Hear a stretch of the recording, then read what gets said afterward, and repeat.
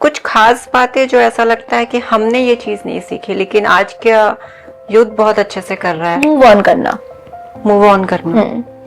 हम क्या कर, हमारे जनरेशन में या हमारे से पहले हमारे मम्मी पापा को देख लो, क्या है, जैसे हम मम्मी पापा से ज्यादा जल्दी मूव कर रहे हैं चीजों में।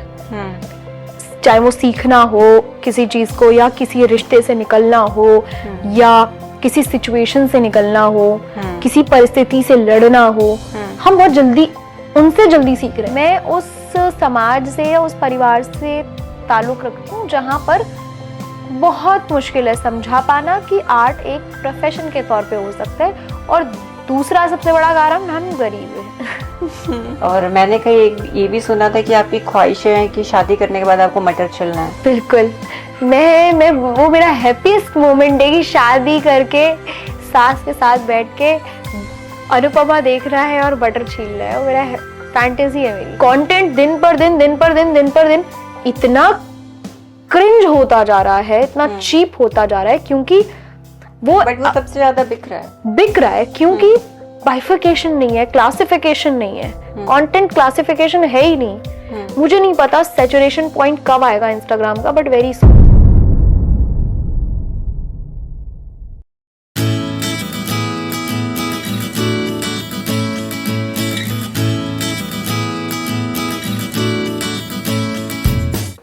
इधर आइए और ये सुनिए।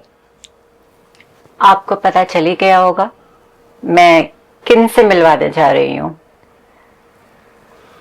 संगीता यदुवंशी से। आप सब इनकी आवाजें सुनते हैं और इनके बहुत सारे रील कंटेंट आपने देखा होगा। ये बहुत ही अच्छी राइटर है, बहुत ही अच्छे कंटेंट क्रिएटर हैं, एक बहुत ही अच्छी कंपनी ये मीडिया हेड करती हैं, और पता नहीं क्या क्या। मेरे ख्याल से मुझसे भी ज्यादा अच्छे से अभी आपको संगीता बता सकती है कि क्या क्या कमाल की बातें ये अपनी लाइफ में कर रही हैं। हेलो प्रियंका जी, मुझे बहुत अच्छा लगा कि आपने मुझे इनवाइट किया। और मेरे लिए एक ये ऐसा सेशन भी होगा जहां पर मैं अपने दिल की बातें खुल के कर सकती हूँ। यही सुनने हमने बुलाया आप। तो मेरे लिए भी बहुत मजेदार होगा कि एक बैठक हो गई जिसमें मैंने अपने दिल की बात रखी, आपसे बहुत कुछ जाना, आप मुझसे जो भी सवाल करेंगी, और मुझे लगता है कि मुझे जरूरत भी थी कि मैं किसी से बात करूं। तो मेरे लिए माध्यम बहुत अच्छा है और माहौल भी बहुत अच्छा है। सबसे पहले मैं आपके बचपन के बारे में जानना चाहूंगी कि आप कौन से एरिया से बिलोंग करती हैं। घर में माहौल कैसा था, बहुत ओपन थे या ट्रेडिशनली आपने ग्रो किया है, और आप जिस शहर में अभी काम कर रही हैं, इतनी बड़ी सिटी एनसीआर में आप काम कर रही हैं, वहां के और बचपन के माहौल में क्या डिफरेंस था? यहाँ तक आने में आपने क्या क्या चीजें करी हैं और क्या रह गया और क्या एड ऑन हो गया? बहुत सारे सवाल हैं। ये सारे सवाल शायद ऐसे ही कुछ मैं भी अपने आप से काफी समय पहले पूछा करती थी। तो मैं कानपुर से कुछ 40 किलोमीटर दूर एक गांव है, मैं वहां से संबंध रखती हूँ।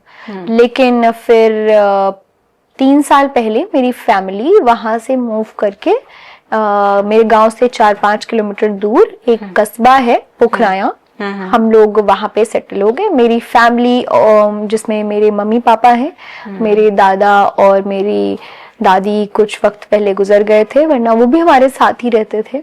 तो अभी मेरी फैमिली में मम्मी पापा और 2 हमारे डॉगी हैं जो मेरी मम्मी पापा को एकदम अजीज हैं बिल्कुल। तो बहुत प्यारे हैं, मतलब वो बिल्कुल सोच ही नहीं सकते उनसे दूर जाना इस वक्त। तो वो लोग रहते हैं, मैं और मेरा छोटा भाई है एक, वो यहीं रहते हैं नोएडा में ही। और रही बात मेरे घर के माहौल की, तो मैंने 12-13 साल गांव में ही बिताए हैं। तो मेरे लिए ना ऐसा है कि मैंने एक ऐसी जिंदगी जी है जो मेरी लाइफ का एक गोल्डन पीरियड थी, और अब मुझे लगता है वो किसी के नसीब में नहीं है। जो मैंने मेरी आंखों ने देख लिया या जो मैंने माहौल महसूस किया, वो अब किसी के, मतलब मैं बहुत सौभाग्यशाली महसूस करती हूँ कि अब वो कोई देख नहीं पाएगा। आपको मिस करते हो आप गांव का माहौल अभी भी? बिल्कुल। आपको मौका मिलेगा तो आप जाओगे फिर से? मैं ये बात मतलब बहुत अच्छे से रख सकती हूँ, बहुत खुशी होती है मुझे कहते हुए कि मैं हर साल अपने गांव जाती हूँ। और मेरी फैमिली भी बहुत ही कनेक्टेड है, क्योंकि हमारी रूट्स ही वही हैं। और हम मतलब आई थिंक मेरी जनरेशन में, मुझे नहीं पता आगे आने वाली जनरेशन का, बट मेरी जनरेशन में तो ये रहेगा कि हम अपने रूट से कनेक्टेड रहेंगे। जाने अनजाने ही सही, हम वो तमाम जो हमारा वातावरण था, वो तमाम बातें, वो तमाम रस्मों रिवाज, वो हम फॉलो करेंगे। क्योंकि हम वहां रहे हैं। और मैंने तो खासकर, मेरा भाई तो छोटा था, पर मैंने एक बहुत ही प्यारा समय वहां बिताया है, तो वो मेरे साथ हमेशा रहेगा। मेरे पापा फौज में थे, मेरी मम्मी गृहिणी। और हालांकि जो मेरे घर का माहौल था वो बिल्कुल देसी तरीके से हम रहे हैं। ऐसा कुछ भी नहीं था कि, मेरे दिमाग में तो दूर दूर तक ऐसा कोई ख्याल ही नहीं था कि मैं दिल्ली जैसे बड़े शहर में आ भी पाऊंगी कभी, क्योंकि मेरे गांव से ही कोई नहीं गया। मैं पहली ही लड़की हूँ जो वहां गांव से एक शहर में आई थी, और एक शहर में पढ़ने के लिए, पढ़ने के बाद फिर यहाँ का हिस्सा बन जाना, यहाँ काम करना, वो सब एक मतलब अब भी मुझे लगता है कि मुझे कभी कभी यकीन नहीं होता है कि मैं जैसी दिख रही हूँ या जैसी मैं माहौल में हूँ, जो भी मैं कर रही हूँ, क्या वो सच है, क्या वो हो रहा है। कितना इजी था गांव से शहर में आने में, और क्या डिफिकल्टीज आपने फेस करी? देखिए, इजी तो नहीं था, बट क्योंकि मेरे पापा आर्मी में थे, तो उनकी पोस्टिंग की वजह से एक पोस्टिंग उनकी आई हिसार, पहली पोस्टिंग, जिसमें मैं गांव से शहर गई।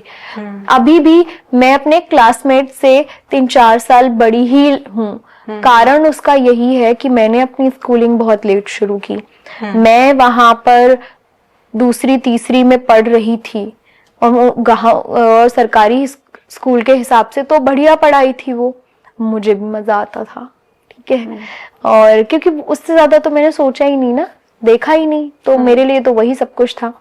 पर जब मैं आर्मी पब्लिक स्कूल हिसार में आई और वहां मैंने एडमिशन दिया, तो वो क्रैक ही नहीं हुआ, क्योंकि मैं तो स्लेट और खड़िया से लिख रही थी। तुमने तो पेंसिल पकड़ा दी, पेन पकड़ा दिया, और मैं नहीं क्रैक कर पाई मैं। तो बस इसलिए फिर पापा ने काफी रिक्वेस्ट की, फिर मुझे एक चांस मिला, मैंने दोबारा रीटेस्ट दिया, और मेरे पहली कक्षा में मेरा एडमिशन हुआ था वहां पर। तीसरी से सीधा पहली में डिमोशन हो गया? हाँ, डिमोशन हो गया।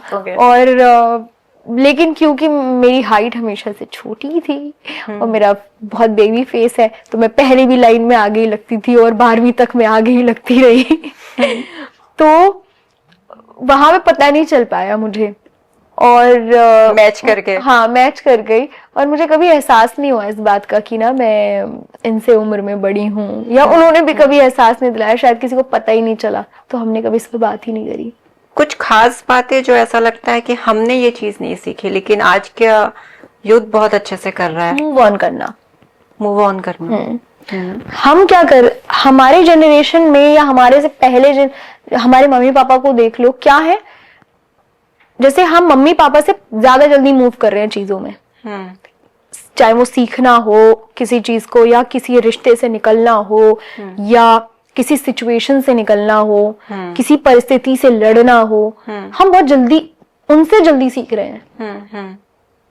मतलब बहुत ही लेम तरीके से मैं लेम एग्जांपल रख रही हूँ, बट कैसे एक ही जमीन को लेकर के दो भाई अभी भी उनमें बात नहीं हो रही है। जमीन का टुकड़ा इतना सा है, कुछ नहीं बन सकता उसमें, कुछ नहीं हो सकता, बट इमोशंस जुड़े हो जमीन से, दोनों लड़े जा रहे हैं, मूव ऑन नहीं हो पा, सीख नहीं पा रहे। हमारी जनरेशन का क्या है, हम लोग भी उतने जल्दी मूव ऑन नहीं हो पाते हैं। हम लोग भी रिश्ते में किसी में बंधे हैं, फिर वो रिश्ता नहीं चला, दूसरे रिश्ते में आ रहे, तभी भी वो रिश्ता दिमाग से नहीं निकल पाया, हम उस व्यक्ति के दिल से निकल गए, वो व्यक्ति हमारे दिल दिमाग दोनों से नहीं निकल पा रहा है और रिश्ते से निकालने में बहुत समय लग रहा है। लेकिन अब की जो जनरेशन है उन्होंने हमें सिचुएशनशिप भी सिखा दी है, उन्होंने बता दिया सिचुएशनशिप एग्जिस्ट करती है। जनरेशंस की बात कर ली, अब मैं आप पे आती हूँ सीधे। गाँव में पढ़ाई, हिसार में फिर एडमिशन, फर्स्ट की जगह आपने थर्ड की जगह आपने फर्स्ट में एडमिशन मिला, आप पीछे हो गए और उसके बाद आपने स्कूलिंग करी। एनसीआर आने तक और अपने आप को रजिस्टर्ड करने की कहानी की लोग आपको जानने लग गए। देखिए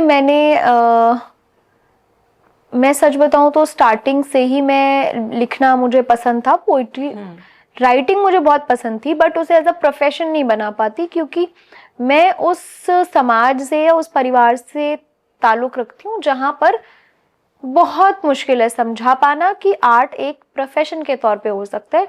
और दूसरा सबसे बड़ा कारण हम गरीब हैं तो ठीक है, मिडिल क्लास या अपर मिडिल क्लास में फिर भी एक कन्विंस करने का एक स्कोप रहता है, लेकिन गरीब लोगों में कोई स्कोप नहीं रहता। लोअर मिडिल क्लास भी मैं अपने आप को कंसिडर नहीं करती हूँ। हालांकि अब जो मैं अपनी लाइफ जी रही हूँ वो सारी सुख सुविधाएं अपने आप को, अपनी फैमिली को दे रही हूँ जो एक मिडिल क्लास फैमिली या अपर मिडिल क्लास फैमिली सोचती है या उन लोगों की ख्वाहिश में होता है। बट जहां से मैं ताल्लुक रखती हूँ वो लोअर मिडिल क्लास है। और मैं कहूंगी जब आज से आप 25-30 साल पहले चले जाओ तो बहुत ही हम मतलब गरीबी वाले स्टेट में थे, तो वहां तो उस खानदान में, उस समाज में, उस परिवार को ये समझा पाना कि अपने लिए क्या जीना है, अपने लिए क्या ख्वाहिशें, बहुत मुश्किल है क्योंकि वो हमारा ऑलरेडी स्ट्रगल पीरियड है। कुछ तो ऐसा किया है कि आप जो बोल रहे हो कि लोअर मिडिल क्लास से आप आए हो, ऐसी क्या चीजें रही हैं जो आपको यहाँ तक लेके आई हैं? ऐसी कौन सी एक्टिविटी करी या आपने ऐसे कौन से प्लानिंग करी या जो भी आपने एक लिस्ट बनाई हुई, किस किस तरीके से? जब मैं यहाँ पे आ गई तो क्योंकि मेरी फैमिली हमेशा चाहती थी कि मैं जर्नलिस्ट, मैं बाहर, अगर जब मैंने जिद करी कि नहीं मुझे एटलीस्ट बाहर पढ़ना है, और मेरे पापा आर्मी में थे, जब मैंने आपको बताया कि पहले हम 12 साल तक तो गांव में ही थे, फिर 12 साल के बाद मैं बाहर निकली। तो मैंने जब पढ़ाई की, वो मेरा स्कूलिंग टाइम था, वहां मुझे एक्सपोजर मिला जब मैंने खुद को एक्सप्लोर करना शुरू किया, आर्ट फील्ड को एक्सप्लोर करना शुरू किया। अच्छा, क्योंकि मैं अपने स्कूल में डिबेट में और स्पीच में और हर जगह में बहुत एक्टिवली पार्टिसिपेट करती थी, और क्योंकि मेरा आर्मी बैकग्राउंड है और मैं आर्मी स्कूल में पढ़ी थी तो इंटर स्कूल कॉम्पिटिशन्स होते थे तो उसमें जाती थी, तो वो एक्सपोजर मिलने लगा था। और मुझे पता था कि जैसे कि मेरी बातचीत ही या मेरी बातें ही मेरी पहचान बन सकती हैं, इसी फील्ड में ही जाना है।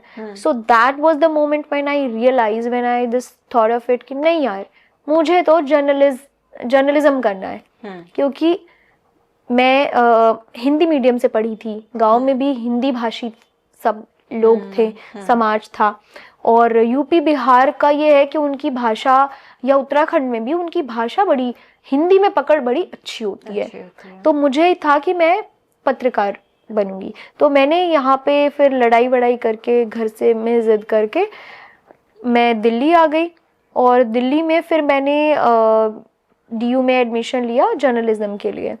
और मैंने वहाँ, जब मैं कॉलेज में थी तभी मैंने पोइट्री इंडस्ट्री को, या पोइट्री क्या होती है, पढ़ना शुरू किया, लिखना शुरू किया। बहुत ही, क्या लिखते हैं बचपने में आप, सारे NCR के कॉलेजेस में परफॉर्म करती थी, मतलब कॉम्पिटिशन्स में पढ़ती थी, जाती थी, क्योंकि वहाँ पे जीतने पर पैसे मिलते थे। जैसे किसी में 1500, किसी में 2000, 3000। उस कंपटीशन में जाने का मेन मोटिव क्या था? एक्सपोजर, कि लोग मुझे जानेंगे। तो मैं एक ही कविता 10 जगह पढ़ती थी। पैसे भी थे? पैसे भी थे, बिल्कुल, क्योंकि मैंने आपको बताया हम गरीब थे। मतलब ऑब्वियसली सर्वाइवल के लिए आपको बहुत जरूरी है। दिल्ली आके मेरी ख्वाहिशें बढ़ गई। दिल्ली आके मैंने बहुत कुछ देखा, मुझे भी वैसे कपड़े पहनने हैं, मुझे भी वैसे घूमना है, मुझे भी वहाँ खाना खाने जाना है, और कॉलेज जाना है। तो हर लोग अलग अलग कपड़े पहन के आते थे, लड़कियां अलग तरीके से कपड़े पहन के आती थी। तब मैंने यहाँ पे ना स्टाइलिंग का पता लगा कि मैं यहाँ पे एक चीज नोटिस कराना चाहूंगी, लोग अपनी ख्वाहिशें पूरी करने के लिए कई रास्ते हैं। आपने वो रास्ता चूज किया जो भला था, सही था।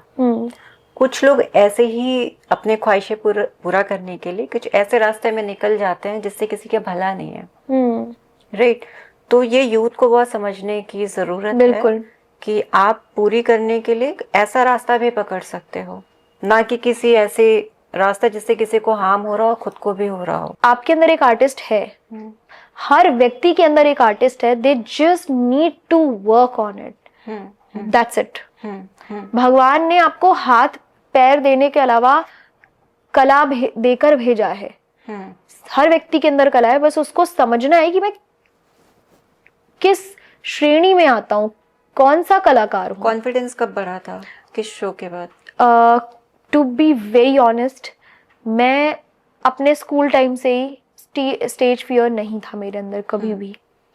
मैं हमेशा से ही स्टेज, मतलब मेरे लिए था कि जब 20 लोग बैठे हैं तो मुझे मजा नहीं आ रहा पढ़ने में, 2000 बैठे हैं बहुत मजा आ रहा है पढ़ने में, तो स्टेज फियर हमेशा से था।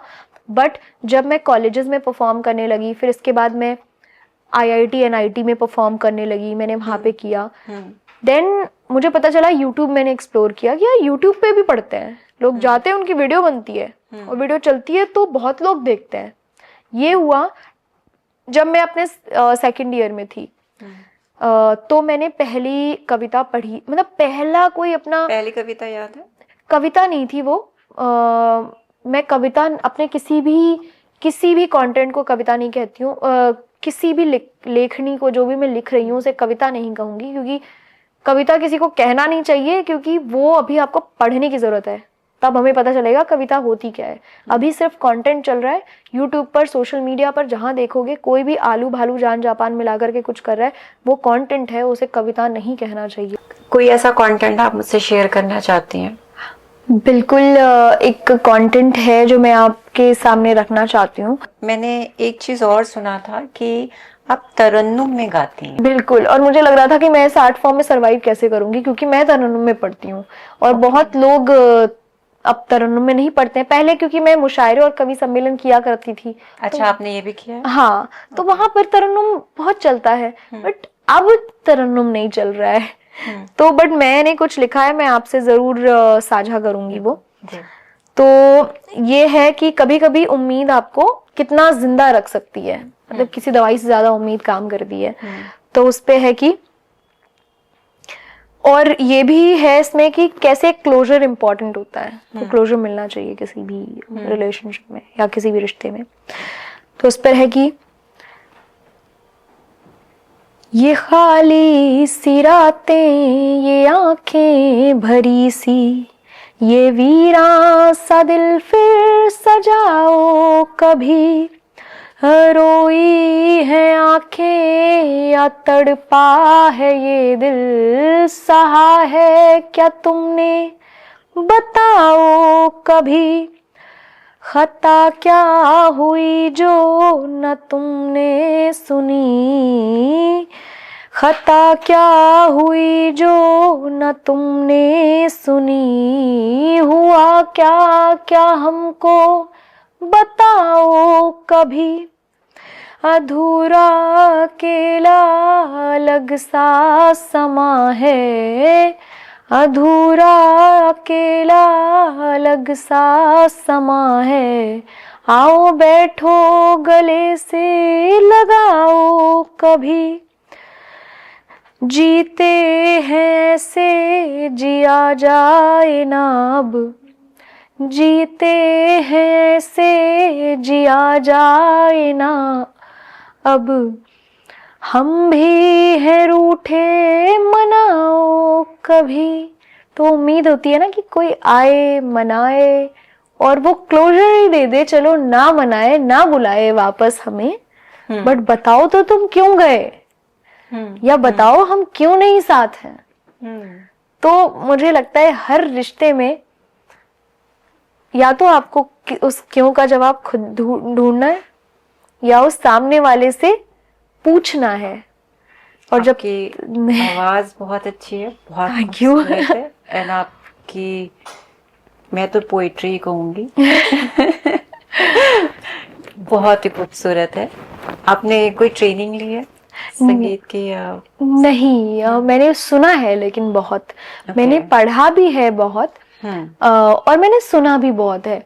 तो मैंने बोला ना कि ईश्वर हर किसी को हाथ पैर और मेहनत और दिमाग बुद्धि के अलावा कला दे के भेजता है। आपको सिर्फ समझना है कि आपके अंदर कौन सी कला है। तो ये कला मेरे अंदर थी, और मुझे, आप यकीन नहीं करेंगे, मैंने जब अपने स्कूल टाइम में थी और 6वीं 7वीं का बच्चा ये लिख रहा है, 6वीं 7वीं में मैंने लिखना शुरू कर दिया था। डायरी है मेरी जिसमें मैं कुछ भी लिखती थी।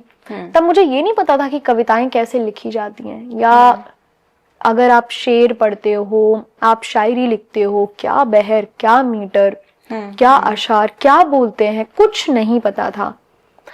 आप न्यूज एंकर भी थी?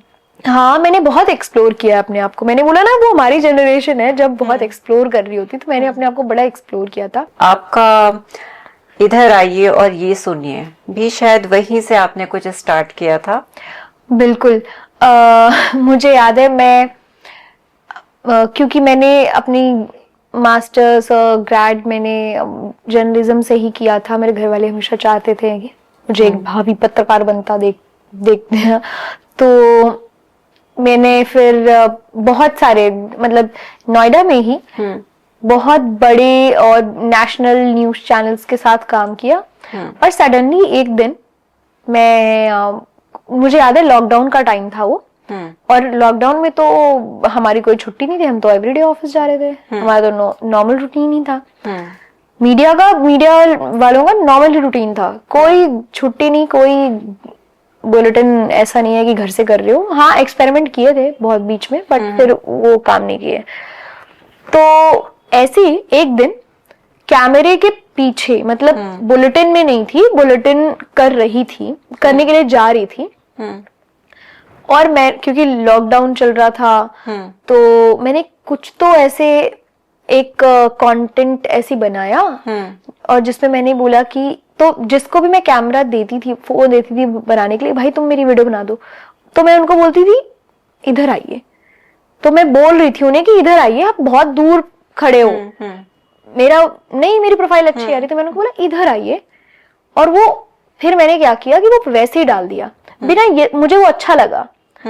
और मैंने बोला, और कुछ फनी कंटेंट था जिसमें था कि लॉकडाउन लग गया, अब क्या करोगे, स्मॉल लॉकडाउन लग रहा है, स्मॉल ड्यूरेशन में लॉकडाउन लग रहा है। पहले छोटे छोटे दिन के लिए लगा, फिर बड़े ऐसे काफी ड्यूरेशन के लिए लगा था। तो मैंने बोला स्मॉल ड्यूरेशन में लॉकडाउन लग रहा है, अब लार्ज पैक बनाते जाओ, घर पे बैठो, सारे गाइडलाइंस को फॉलो करो, ऐसे करके एक वीडियो बनाई थी जिसमें मैंने बोला था इधर आइए, एंड दैट वेंट वायरल। मतलब Instagram algo picked up, so that really worked well. So I thought let's start like this. तो उसको मैंने फिर कंटिन्यूसली कुछ 25-30 वीडियोस में बनाना शुरू कर दिया, ऐसे ही बोल के इधर आइए और ये सुनिए। So that became a hook line. धीरे करके तो वो बन गया, इधर आइए। तो now I don't start my video बिना ये बोले इधर आइए, क्योंकि वो एक तो जहां से मैं हूं, या फिर किसी को बुलाने के लिए क्या करते हो, इधर आइए, ऐसे ही बोलते हो। मैंने बस वैसे ही बोला था, and that picked up, and that is really going well.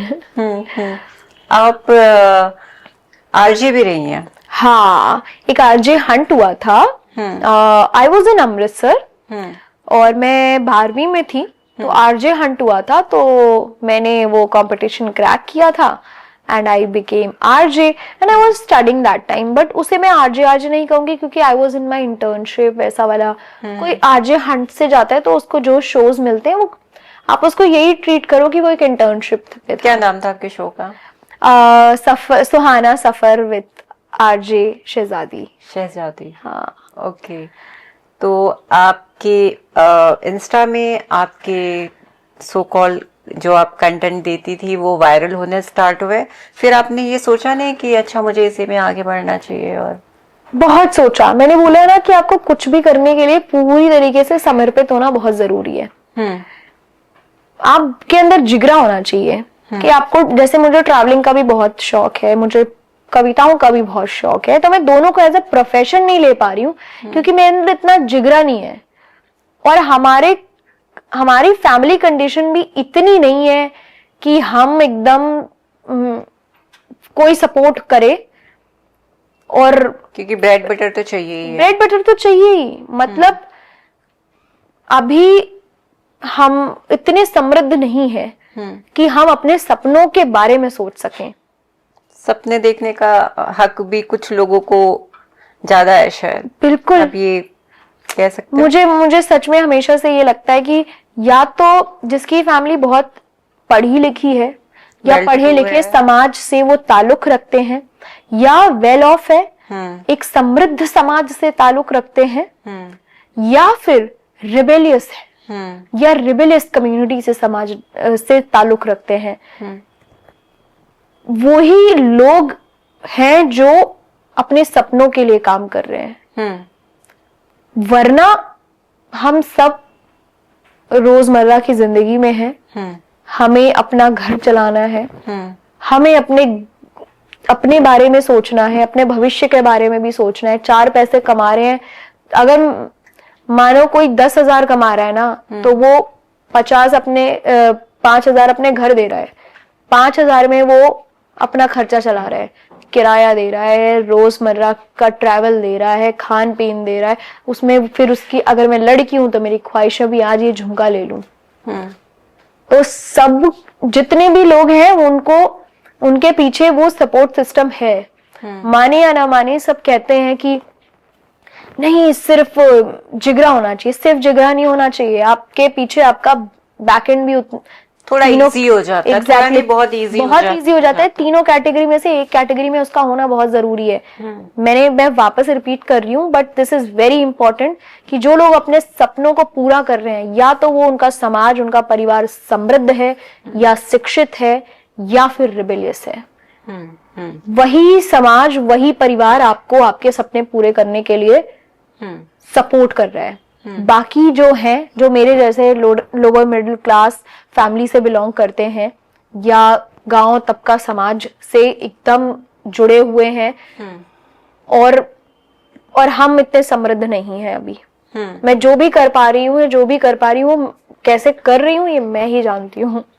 क्या दिक्कतें आ रही है? मतलब ये लाइन क्यों आई? बहुत दिक्कतें हैं, मतलब अभी भी दिक्कतें हैं। बिल्कुल, दिक्कतें तो रहेंगी, वो तो it's a part of life. अब जैसे मुझे ट्रैवलिंग का बहुत शौक है। नहीं है? कहाँ ट्रैवल कर लिया आपने? मैंने क्योंकि मेरे इंस्टाग्राम पे काफी अच्छे फॉलोअर्स हैं, तो मैंने ये लूप होल निकाला कि यार हर वक्त तो आपके पास ब्रांड चल के नहीं आएंगे, कभी आपको ब्रांड्स के पास जाना है। So I started reaching out to those travel agencies, to different brands who cater travel का कोई कैटेगरी।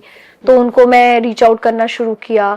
उनसे कोई मुझे हॉस्पिटैलिटी स्पॉन्सर करता है, कोई मेरा ट्रैवल स्पॉन्सर करता है, कोई कुछ, और कुछ मैं बजट अपना बना के रखती हूँ कि चलो ठीक है, क्योंकि मुझे ट्रैवल करना है, मुझे घूमना है, मुझे देखना है। कहाँ आपने ऐसा ट्रैवल प्लान किया है? अभी मैंने तो साउथ ईस्ट एशिया ही कवर करा है, ठीक है। और उसके अलावा अगर मैं बात करूं इस ट्रैवल में, मेरे रीसेंट ट्रैवल हिस्ट्री अगर मैं आपको बताऊं, इंडिया में तो मैंने बहुत कुछ देखा है, और भारत से अच्छा कुछ नहीं। ओके। मतलब हमारे देश में जो सुंदरता है, आप घूम आओ कहीं पे भी, वो सब कुछ आपको एक देश में नहीं मिल सकती। हमारे देश में सब कुछ है। आप जज़्का चले जाओ, आप स्पीति चले जाओ, आपको एक ऑल टुगेदर डिफरेंट टेरेन मिलेगा। आप राजस्थान चले जाओ, दूसरी दुनिया है। आप केरला चले जाओ, साउथ में चले जाओ, दूसरी ही दुनिया है। आप नॉर्थ ईस्ट चले जाओ यार, एकदम अलग, पहाड़, रेत, बीच, सारी चीजें, सब हमारे पास सब है। हमारे पास हर जो प्राकृतिक सुंदरता होनी चाहिए किसी देश में ना, वो सब कूट कूट के भारत में है। बट क्योंकि दुनिया देखनी है, हर एक छोटी छोटी ख्वाहिशें, बड़ी बड़ी ख्वाहिशें लोगों की होती हैं, मुझे भी देखनी है। तो मेरी रीसेंट ट्रैवल हिस्ट्री में मैं पिछले साल से ही स्टार्ट करा था कि मुझे भारत के अलावा भी मैं कोशिश करूंगी कि एक दो देश देख पाऊं।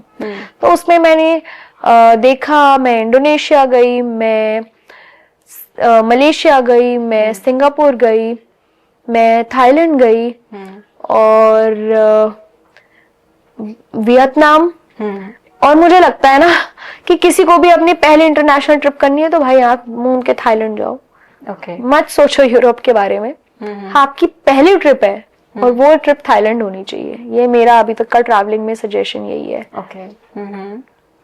तो ये सारे इसमें आपने अपने जो आइटनरी बनाए थे स्पॉन्सर्स के साथ बनाए थे? हाँ, स्पॉन्सर्स के साथ बनाए थे। कुछ ब्रांड्स ने मुझे रीच आउट करा और कुछ ब्रांड्स को मैंने रीच आउट करा, एंड दैट्स हाउ। आपकी कोई ट्रिप होती है, लग जाएंगे 2-3 लाख रुपए, 2 लाख रुपए तो लग ही जाएंगे। 1 लग जाएगा, मान लो 1 लाख रुपए लग गया तो स्पॉन्सर हो जाता था वो। और बशर्ते आपको उनके लिए काम करना है। तो क्विक क्वेश्चन, ओके, जॉब और फ्रेंड्स? जॉब, क्योंकि पैसा बहुत जरूरी है। ओके। इंस्टाग्राम और यूट्यूब? इंस्टाग्राम। आरजे संगीता या TV news anchor Sangeeta? News anchor Sangeeta. शादी और कैरियर? मैं डिसाइड नहीं कर पा रही, मेरे लिए दोनों ही जरूरी हैं। अगर मैं ये कहूँ कि शादी के बाद आपको ब्रेक लेना हो, कैरियर को थोड़ा सा ब्रेक देना हो, फैमिली को टाइम देना हो, तो ये इजी रहेगा या नहीं? ब्रेक नहीं लगाना चाहते आप? मैं ब्रेक नहीं लगाना चाहती इस पे। होपफुली शायद आप नेक्स्ट ईयर शादी कर लेंगे। बिल्कुल। ओके। और मैंने कहीं ये भी सुना था कि आपकी ख्वाहिशें हैं कि शादी करने के बाद आपको मटर चलना है। बिल्कुल। मैं वो मेरा हैप्पीएस्ट मोमेंट है कि शादी करके सास के साथ बैठ के अनुपमा देख रहा है और बटर छील रहा है। वो मेरा फैंटेसी है मेरी। एक वो मिडिल क्लास वाली एक बिल्कुल गृहिणी मेंटालिटी कहीं ना कहीं कोने में है। वो मेरे लिए पता नहीं क्यों, मेरे लिए वो बहुत फैंसी है। मेरे लिए बहुत फैंसी है कि मैं पता नहीं कि मैं सुबह उठ रही हूँ, चाय बना रही हूँ, सबको चाय पिला रही हूँ, बैठ रहे हैं मोहल्ले की गपशप कर रहे हैं, मैं अपने सास से बचिंग कर रही हूँ, फलाने नहीं। सो ये मेरी फैंटेसी है। हाँ। अच्छा, मुझे आपसे बात करने का एक सबसे बड़ा पॉइंट ये था कि कोई भी मेरे ख्याल से जगह इतनी इम्पोर्टेंट नहीं है, आपकी एजुकेशन इतनी आप कौन से स्कूल से पढ़ के निकले हो ये इम्पोर्टेंट नहीं है। हाँ, लेकिन आपकी इच्छा बहुत इम्पोर्टेंट है। अगर आप मैनिफेस्ट करते हो और अपने मन की सुनना चाहते हो, मन की सुननी बहुत जरूरी है। आप अपने आप को कहाँ देखते हो ये बहुत इम्पोर्टेंट है, तभी आप आगे बढ़ सकते हो। आपका क्या कहना है इसमें? बिल्कुल, आई कम्प्लीटली अग्री। इसमें कुछ और ऐड करना चाहोगे और क्या कुछ इम्पोर्टेंट? मुझे लगता है कि अब हम औरतों को ये प्रिविलेज मिलने लगी है कि हम अपने बारे में सोच सकें।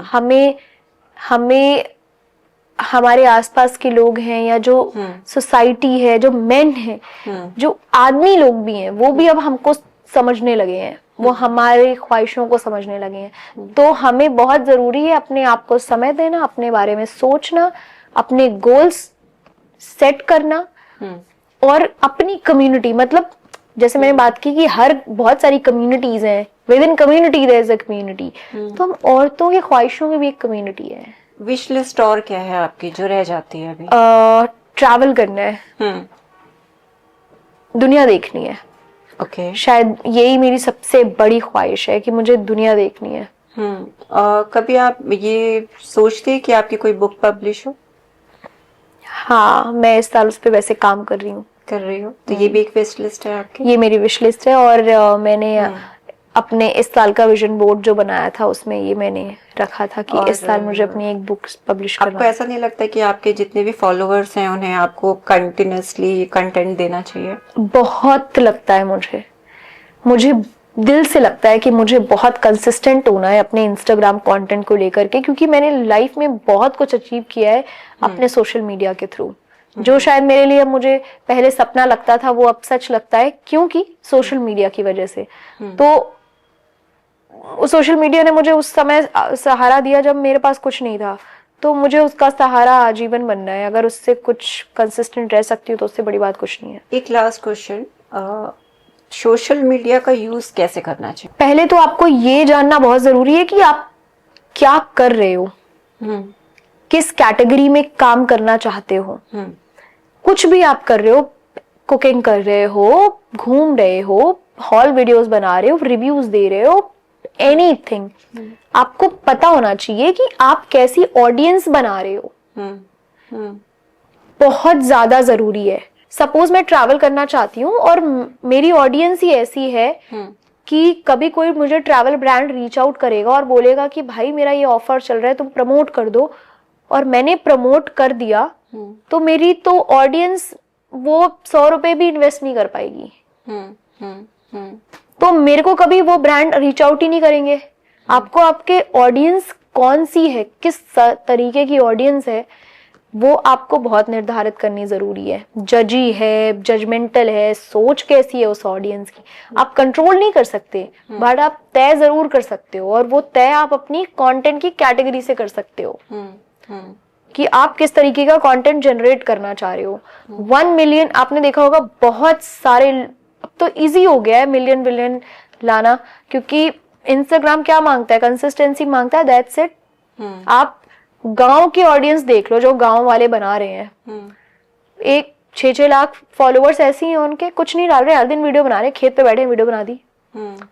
बहुत ही कंटेंट दिन पर दिन इतना क्रिंज होता जा रहा है, इतना चीप होता जा रहा है, क्योंकि वो सबसे ज्यादा बिक रहा है क्योंकि बाइफिकेशन नहीं है, क्लासिफिकेशन नहीं है, कंटेंट क्लासिफिकेशन है ही नहीं। मुझे नहीं पता सैचुरेशन पॉइंट कब आएगा इंस्टाग्राम का, बट वेरी सून,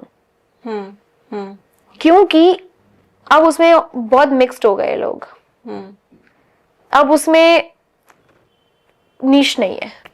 संगीता, आप जैसे कह रहे हो कि इंस्टाग्राम या बाकी भी जो सोशल मीडिया के जो भी प्लेटफॉर्म है, सैचुरेशन का टाइम आएगा, वो टाइम तो आपके लिए भी आएगा, और आप सबसे अभी जानी मानी इन्फ्लुएंसर हैं इंस्टाग्राम में, आपके सबसे ज्यादा फॉलोअर्स इंस्टाग्राम में हैं, तब आप कैसे डील करेंगी? आप तब कैसे आप अपने आप को रिवाइव करेंगे? देखिए, समय के साथ ना लाइफ स्किल्स के मायने बहुत बदल रहे हैं, सर्वाइविंग स्किल्स के मायने बहुत बदल रहे हैं। टिकटॉक था, टिकटॉक जो रील है वो बेसिकली पहले टिकटॉक पे थी, टिकटॉक फॉर्मेट था वो, और टिकटॉक बंद हो गया, लोगों के वहां तो मिलियन फॉलोअर्स थे, तो इंस्टाग्राम आ गया, क्योंकि उसका सैचुरेशन आ गया।